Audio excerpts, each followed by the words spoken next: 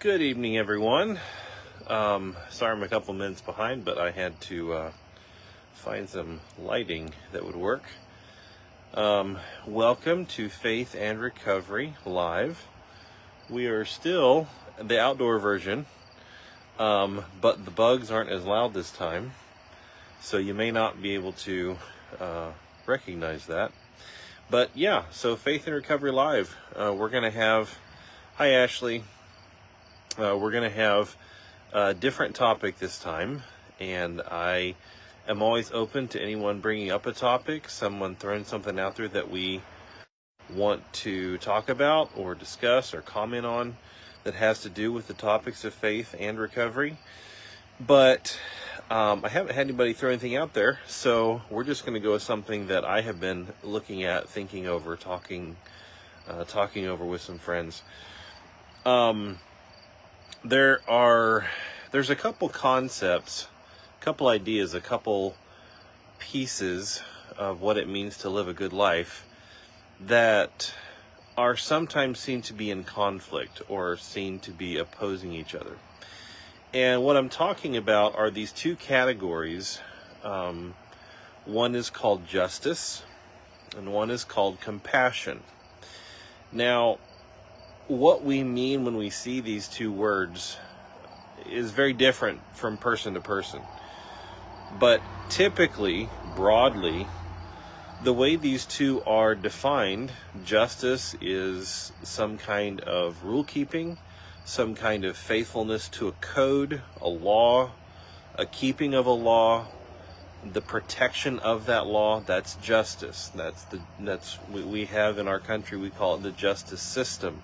And that has to do with people keeping, making, breaking the laws. That's what the justice system is built around, the keeping and breaking of laws, the enforcement of laws. Typically, justice, in our understanding, has to do with that.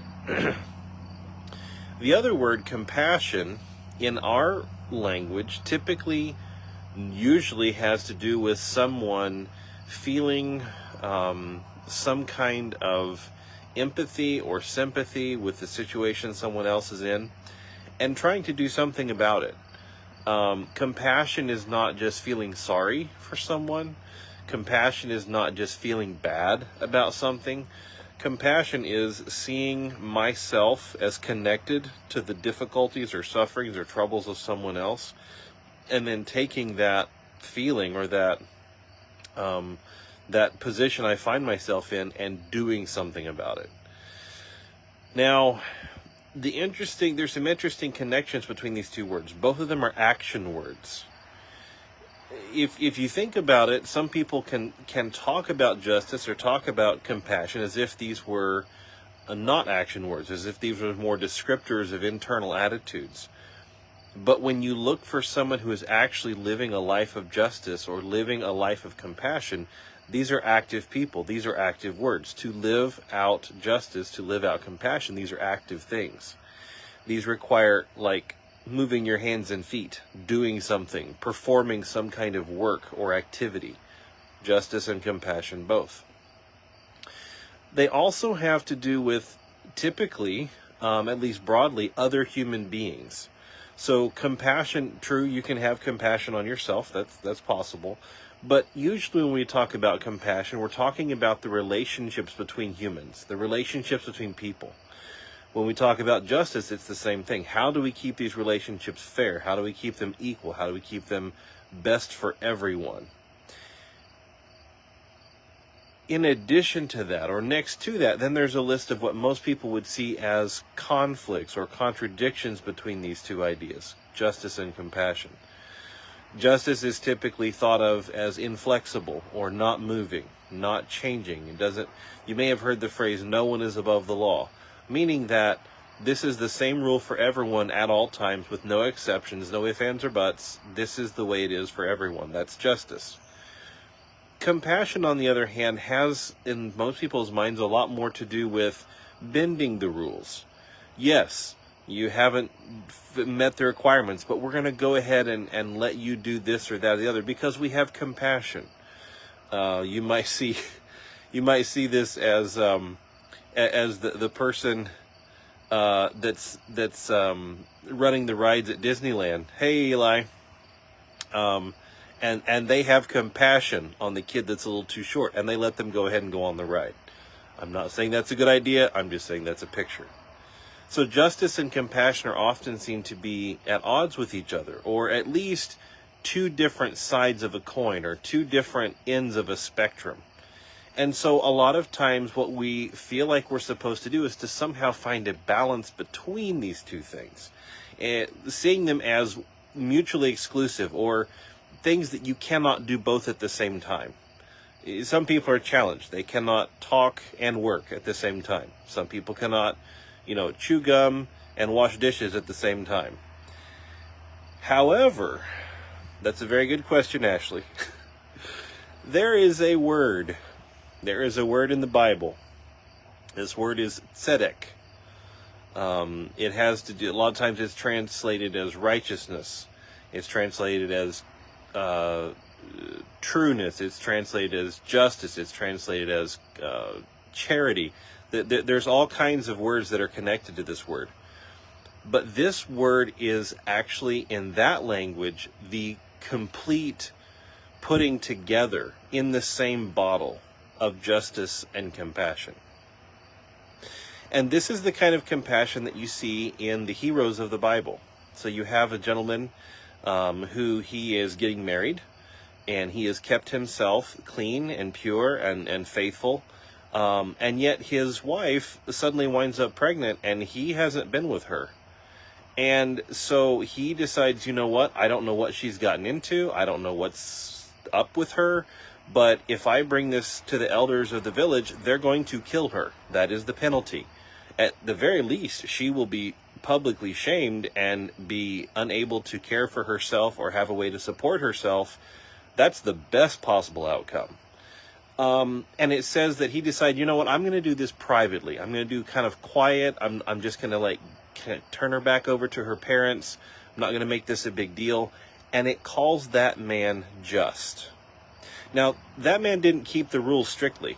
He didn't go before the elders and call out the sins of his wife that he thought she had committed.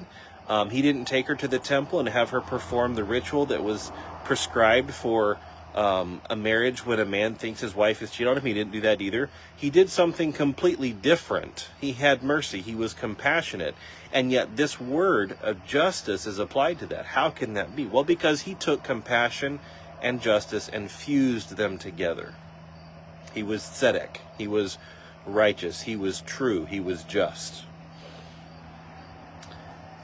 How does this play out in faith and recovery? Well, let's answer the second one first. How does this play out in recovery?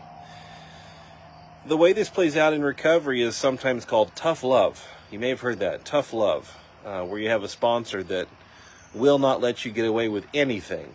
And yet, when your kids are sick and you miss a meeting, they don't jump on you. They just call you and tell you that they're thinking of you and they missed you.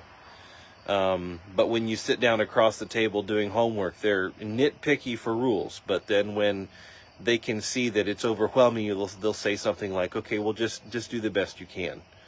That's tough love. That's love, but it's also tough. So there's a compassion element, and then there's a justice element. You'll see this in relationships where you have boundaries that are having to be set. Relationships in recovery, we start rebuilding our relationships, and relationships are often very messy. They're often broken by the time we get to recovery. And so trying to put boundaries in place is like trying to bend a tree that's already grown. If you do it too hard and too fast, you'll actually break the tree, because it's a full-grown tree. You can't just bend it over like you want to. And so sometimes you'll see compassion and justice mixed as someone tries to learn how to set boundaries. So there will be areas in which they're very, very firm with their boundaries, and then there's areas where they're a little bit more flexible, maybe even more flexible than justice would allow, and yet compassion says we're gonna let this one take a little longer. We're going to not try to do this so quickly and so harshly. How does this show up in faith? Well, first of all, it shows up in faith, in the Christian faith, because this is how God deals with us. God deals with us with a mixture of justice and compassion. Yes, it is true that God has laws, he has rules, he has requirements. And yet what he has done is he has made a way, the word that's coming to mind is facilitate, but he has basically laid the foundations for us to be able to keep those rules. That one rule, which is, have no other gods before me. Have your believing loyalty in me. That's a very high bar. You know, God could have made that rule and it never ever, he could have just set that rule and then walked away. He could do whatever he wants. But instead, he made that rule, and then he sent miracles and prophets and kept the earth spinning, and all these things he's done in compassion to make it possible for us to have time and opportunity to actually keep that rule. And so you see justice and compassion. And this is why sometimes in the scriptures you'll see it say, you know, God is a just God. You need to find some way to look behind that English word and see if it's the word tzedek. Because if it's the word tzedek, there's compassion and mercy involved in that word. It's not just God is a just God, therefore you have to cross all your T's and dot all your I's, you're going to be burned up in a lake of fire. If that word tzedek is behind that word justice that's describing that God, this is a compassionate justice. This is a mixture of justice and compassion. Another thing to think about when we're thinking about this is in faith and recovery. In our recoveries, we are supposed to grow. We're supposed to be better after a while. We're not supposed to stay where we're at. We're supposed to grow and move and become in our recoveries. The idea of recovery is of coming back, is of regaining, is of restoring, is of putting back together, of going somewhere better and not staying stuck. The idea of tzedek, of justice and mercy combined, of justice and compassion combined, that is a real goal in recovery. Now, you may have seen someone in recovery who they're very harsh in their recovery. They don't cut any slack for anybody. They have no give whatsoever. This is what you have to do, and if you don't do it, they don't count your life as recovery. They don't count your recovery if you don't do it their way. I'll tell you something about those kind of people. You can't last long in recovery like that. If you're gonna be a rule, if you're gonna start measuring other people by all the rules and holding people to it in a way that is not gracious and compassionate, that spirit of harshness is going to eventually bounce back on you, and it's going to cut you, and you're going to find yourself hurting from your own attitudes. I see a comment here. It says, I feel like only God can be just and compassionate at the same time. Only he can judge us on every level.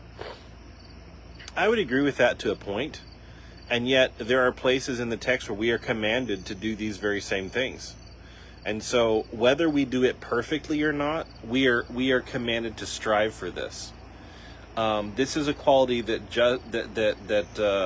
the first man that God called out called into Canaan, Abraham. This was something he was commanded to do. He was commanded to mix compassion and mercy. Now, Abraham did not do this perfectly. There's very little that Abraham did perfectly. He had believing loyalty. He never went after another god. He did that perfectly. Everything else in Abraham's faith and or recovery, he didn't do perfectly. But this was his target. This was his goal. I wouldn't say take it by faith, because I think that's a loaded term. I think for a lot of people, take it by faith means fake it till you make it. That's not what I'm talking about. I'm talking about doing it in the measure that we are capable, and then accepting the fact that our capabilities will grow as we continue to do this.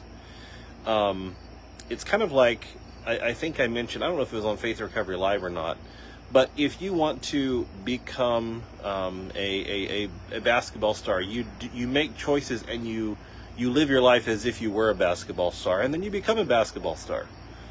Basketball stars, they don't eat bad food, they do get good rest. So as you don't eat bad food and you do get good rest, you become more capable in your basketball game. I think it's the same thing here with with compassion and justice. As we act as a compassionate person would act, and as we act as a just person would act, and as we act as someone who has put those two together, our capability of doing so is going to increase. When people are in their faith walk and they refuse to mix justice and compassion, let's flip it on the other side. Let's say that they chase the compassion really, really hard and they don't worry about justice. Well, here's what happens in that circumstance. It sounds really sweet. It sounds like to just have straight compassion with no justice, that would just reach out and touch everybody. But what that does is that does not help people grow. That does not help a faith community grow. And so if my faith has no justice in it whatsoever, no calling to a higher standard, what happens is I remain stuck in the things that I'm stuck in. And the whole role of faith, which is to bring me toward God, that it fails. It can't accomplish that if there's no sticking to a standard or holding to a law or some kind of a measure of right or wrong or good or bad. If I just let that all fade off into the distance and I just decide it's going to be all compassion, that's a bad thing. If you look at people in the Bible, if you look at the way that there was, Eli, there was a guy in the Bible named Eli, and it says he didn't rebuke his sons. He was all compassion and no justice. The end result for his sons wasn't a good one. They wound up dying a very unfortunate death. So having one or the other, while it would seem to be a positive thing by itself, you actually need both of them together in order to achieve that tzedek, that rightness, that true justice, which is the justice that's mixed with compassion. Another thing to keep in mind, faith and recovery, these are both things that we try to do, and yet we may or may not, as I just mentioned, we may or may not do it all that great. So when we are dealing with ourselves, I mentioned a little bit ago that while a lot of times we think of compassion and justice as things between other people and us, we need to have these principles in our dealings with ourselves as well. I see the question, where do we get authority to deal out justice? Let me come back to that. When we are dealing with ourselves, most of the time, as humans, we struggle with balance. We struggle with keeping it in the middle. So we will have an area of our life where we mete out strong justice to ourselves. And if we don't hit the mark that we set for ourselves, we deal with ourselves very harshly. And then we'll have the other part of our life where if we miss the mark, we just pretend like it didn't even happen. So you'll have a situation where someone will just feel terrible about the fact that they didn't make their bed. And then the fact that they ate, 5 or 6 candy bars in the middle of the night, they're perfectly fine with that. It doesn't matter. Where actually we should strike a middle and be like, making your bed in the morning, that's good, and I didn't do that, and so I'm gonna strive to do that the next morning. And yeah, eating 4 or 5 candy bars in the middle of the night, that's horrible for my health, but I'm not gonna be angry at myself. I'm just gonna find a way to do different next time. This mixture of compassion and justice, we need to do that towards ourselves as well. As far as the question, where do we get authority to deal out justice? This kind of goes back to your comment earlier. I feel like only God can be just and compassionate at the same time. Only He can judge us on every level. The reason why pure justice is not meant for humans is because we can't know perfectly. Since we can't know perfectly, we can't be meting out justice perfectly. Because when you have a court of law, you'll have witnesses, you'll have evidence, you'll have forensic evidence, you'll have circumstantial evidence, you'll have defense and prosecute. You have all these different and best case scenario. What is trying to be done is that the most complete picture of what happened, what really happened, is presented in that courtroom. That's it. Like, if everybody's behaving themselves, that's what's trying to be done.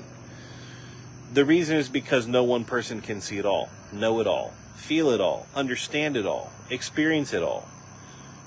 God can. And so God can actually he is the one that has the right and is equipped, is properly equipped to mete out justice.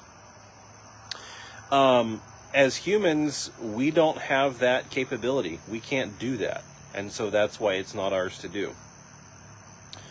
Do justly, love mercy, walk humbly. Yeah, that's what we have to do. And that walk humbly is the recognition that we can't do these things perfectly. We do justly to the best of our ability. We love mercy to the best of our ability. And the fact that we recognize that it's just to the best of our ability, that's the walk humbly part. That's all I really had to share tonight about faith and recovery and compassion and justice and how they're put together in the Hebrew word tzedek. This was kind of more of a faith piece. Next week, unless someone comes up with something and posts it in response or comment somewhere, we'll focus more on a recovery topic. But I hope that you're starting to see in these faith and recovery lives that even though sometimes a topic will lean a little bit more toward faith or lean a little bit more toward recovery, that there's significant overlap. These are true in both areas. There's a significant connection between the two. So thank you all for being here. I've really enjoyed being with you tonight. And I will see you guys all next week. Love you all.